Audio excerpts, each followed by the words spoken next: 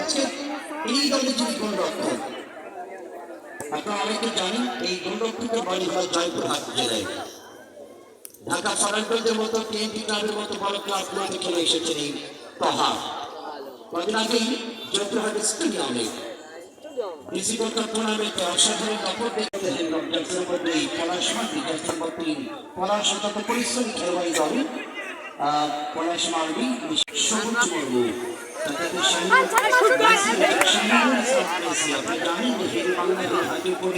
উত্তরবঙ্গের অত্যন্ত চৌকুশ পরিবেশন যাকে বলা হয় শাওন, সুজন, সুজনের জার্সি নাম্বার 13, শাওনের জার্সি নাম্বার 00, বিনয় সরের জার্সি নাম্বার 9।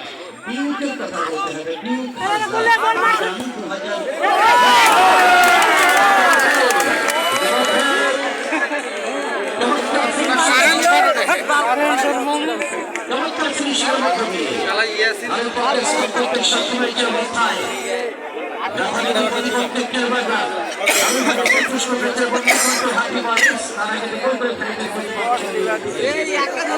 আমরা